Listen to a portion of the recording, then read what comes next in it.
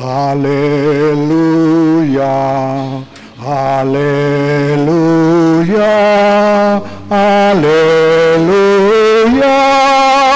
haleluya.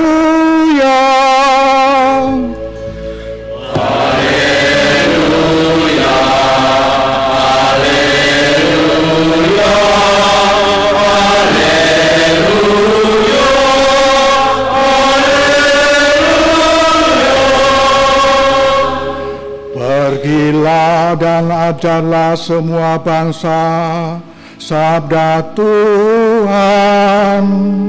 Aku menyertai kamu sampai akhir zaman. Haleluya, haleluya, haleluya, haleluya.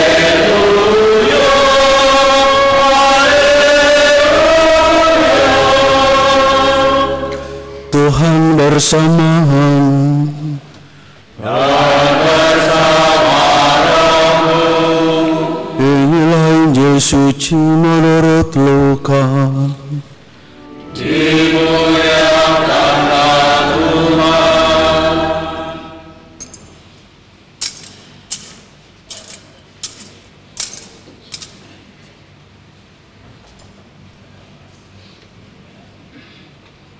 Sesudah bangkit dari antara orang mati, Yesus menampakkan diri kepada para murid. Katanya kepada mereka, ada tertulis demikian, Mesias harus menderita dan bangkit dari antara orang mati pada hari yang ketiga. Dan lagi dalam namanya, berita tentang pertobatan untuk pengampunan dosa harus disampaikan kepada segala bangsa, mulai dari Yerusalem. Kamulah saksi-saksi dari semuanya ini. Lihatlah, aku akan mengirim kepadamu apa yang dijanjikan Bapa-Ku. Tetapi kamu harus tinggal di dalam kota ini sampai kamu diperlengkapi dengan kekuasaan dari tempat tinggi. Lalu Yesus membawa murid-murid itu keluar kota sampai dekat Betania. Di situ ia mengangkat tangannya dan memberkati mereka. Ketika sedang memberkati mereka, ia berpisah dari mereka dan terangkat ke surga. Mereka sujud menyembah dia, lalu pulang ke Yerusalem dengan sangat bersukacita. Mereka senantiasa berada di dalam bait Allah dan memuliakan Allah. Demikianlah sabda Tuhan. Terpujilah Kristus.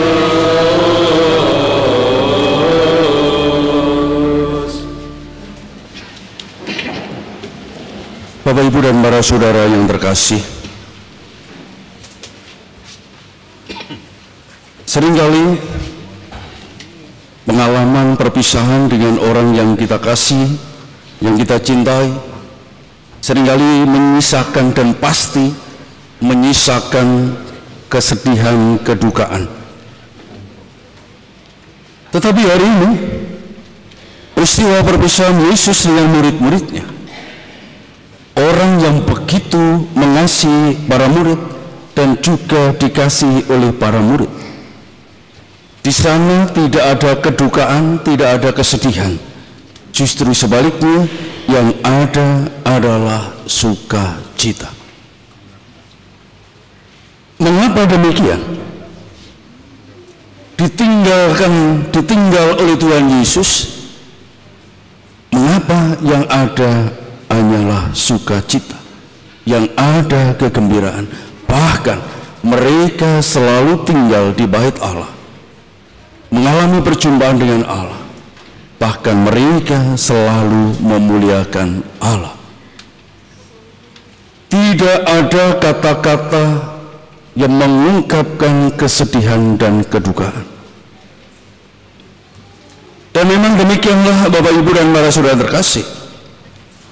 Peristiwa kenaikan Tuhan Yesus ke surga sungguh peristiwa yang menunjukkan akan keilahian Tuhan Yesus itu. Maka dalam peristiwa Rosario dan peristiwa mulia, antara peristiwa kedua dan keempat itu berbeda. Peristiwa kedua, Tuhan Yesus naik ke surga. Peristiwa keempat, Bunda Maria diangkat ke surga. Tuhan Yesus naik ke surga artinya bahwa di dalam dirinya sungguh ada daya kekuatan ilahi, tidak memerlukan bantuan dari kekuatan-kekuatan lain. Dengan daya keilahiannya dia bisa mencapai tempat yang tinggi itu. Sementara Bunda Maria, karena kesuciannya, karena kemurniannya, kesetiaannya dan ketaatannya kepada Allah, maka Allah menganugerahkan rahmat diangkat ke surga. Allah yang bertindak, Allah yang berbuat. Maka itulah bahwa peristiwa ini tidak menyisakan kesedihan, kedukaan, tetapi kegembiraan dan sukacita. Bahwa tidak salahlah mereka menaruh harapan kepada Kristus, karena dia sungguh yang ilahi itu. Sungguh dialah Allah itu. Maka dia naik ke surga dengan kekuatannya sendiri. Dan juga peristiwa kenaikan Tuhan Yesus ini bukan berarti bahwa Tuhan Yesus jauh dari kita. Bukan berarti Tuhan Yesus menjauhkan diri dari murid-muridnya. Tidaklah demikian. Maka bagaimana diungkapkan bahwa ketika Tuhan Yesus terangkat ke surga, digambarkan oleh penulis kisah para rasul dan penginjil yang adalah orang yang sama, yakni Lukas. Bagaimana menggambarkan Tuhan Yesus terangkat ke surga, mengangkat tangannya dan memberkati mereka. Lukas yang jelas sekali menggambarkan bagaimana posisi Tuhan Yesus ketika terangkat ke surga, mengangkat tangan dan memberkati. Maka dengan apa yang dilakukan oleh Tuhan Yesus, tindakan Tuhan Yesus memberkati ini menjadi tanda bahwa dia selalu ada bersama-sama dengan para murid ini. Selalu ada bersama-sama dengan mereka. Maka apa yang dilakukan oleh Tuhan Yesus dengan memberkati, maka kita bisa mengingat dalam peristiwa Injil bagaimana Tuhan Yesus memberkati apa?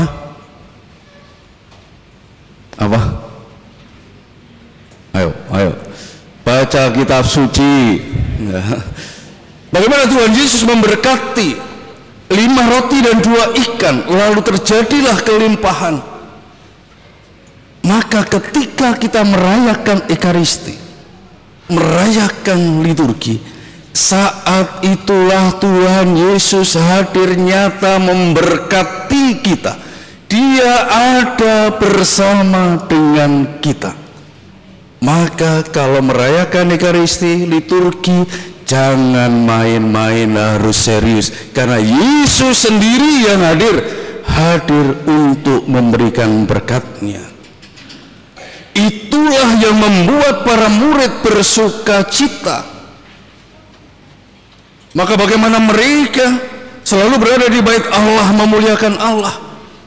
Karena apapun yang mereka lakukan, apapun yang mereka berbuat, selalu diberkati oleh Tuhan Yesus. Dia memang pergi ke tempat yang tinggi, tetapi dia tidak memisahkan diri dari kita. Dia selalu ada bersama-sama dengan kita. Dan Bapak Ibu dan para saudara terkasih, peristiwa kenaikan Tuhan Yesus ini berapa hari setelah Paskah? Berapa? 40 hari. Ini bukan sekedar angka kalau dalam tradisi orang Yahudi. Ini sungguh waktu yang memberikan makna yang begitu luar biasa. Musa sebelum diutus oleh Yahweh membebaskan bangsa Israel dari Mesir, dia harus naik ke gunung Horeb, lalu di sana mempersiapkan diri 40 hari. Elia yang dikejar-kejar oleh Isabel, dia juga melakukan menyepi 40 hari. Bangsa Israel mengalami perjalanan 40 tahun di padang gurun. Tuhan Yesus berpuasa 40 hari. Semuanya apa? Waktu yang diperlukan oleh orang-orang yang dikasihi oleh Tuhan Allah dipersiapkan dengan sungguh untuk menerima perutusan. Maka 40 hari pula Tuhan Yesus setelah peristiwa Paskah selalu berada bersama dengan para murid, mengajar mereka, meneguhkan mereka, mempersiapkan mereka. Maka peristiwa kenaikan Tuhan Yesus ini juga berarti saat bagi gereja, saat bagi kita untuk melakukan perutusan yang diberikan oleh Tuhan Yesus. Apa yang harus kita lakukan? Perutusan yang diberikan Tuhan Yesus apa tadi? Ayo kodok, ayo kan. Ya. Memberitakan pertobatan untuk pengampunan dosa mulai dari Yerusalem. Ini perutusan yang kita terima hari ini, memberitakan pertobatan dan pengampunan dosa. Itu berarti mewartakan keselamatan mulai dari Yerusalem, mulai dari tempat kita masing-masing, mulai dari keluarga kita masing-masing.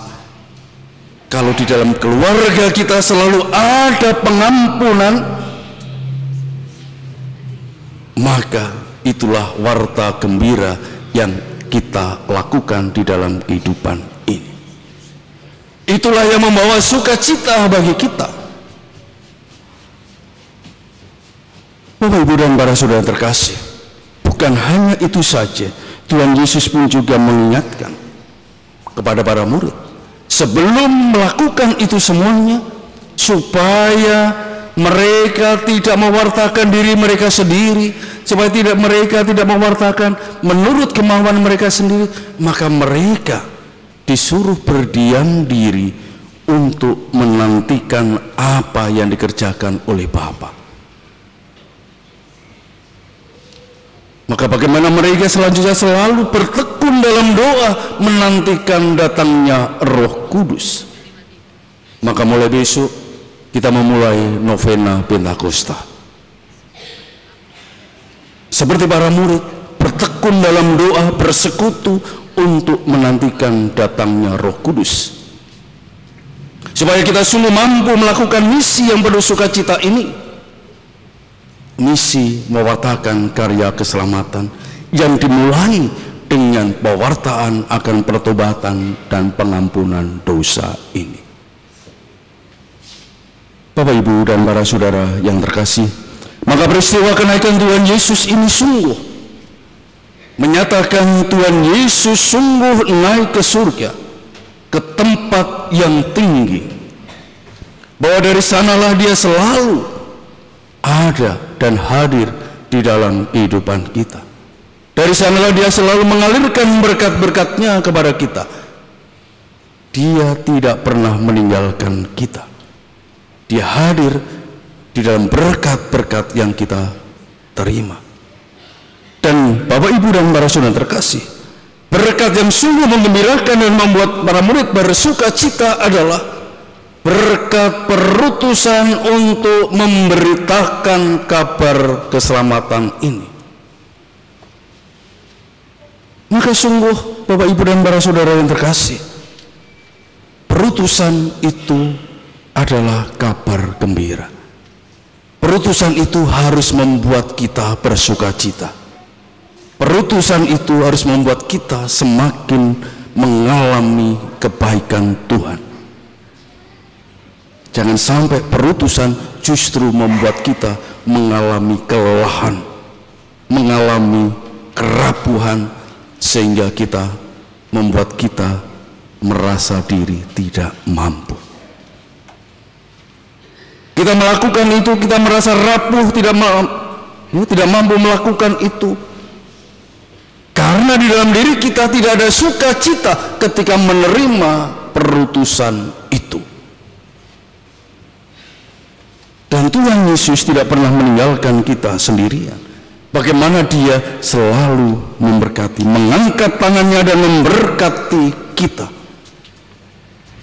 Dia tidak meninggalkan kita. Dia sudah mempersiapkan kita sekian lama untuk menjalani perutusan ini. Maka sekaranglah saatnya bagi kita untuk melanjutkan apa yang dikerjakan oleh Tuhan Yesus.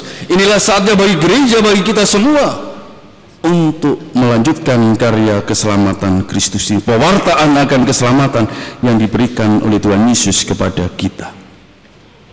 Bapak, Ibu, dan para saudara yang terkasih, sungguh hari ini adalah hari yang berahmat bagi kita.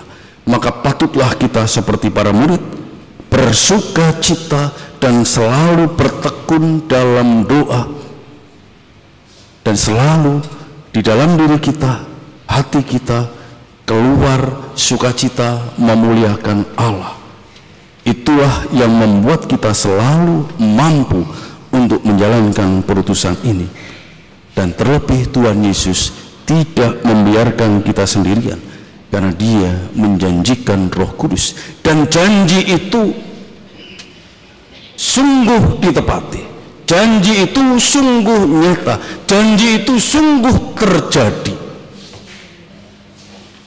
Maka Bapak, Ibu, dan para saudara terkasih, sekali lagi, dalam menjalankan perutusan dalam kehidupan ini, tidak ada lagi bagi kita alasan untuk tidak bersukacita dan selalu memuliakan Allah, menghadirkan Allah dalam kehidupan kita yang membawa sukacita, kegembiraan, dan keselamatan ini.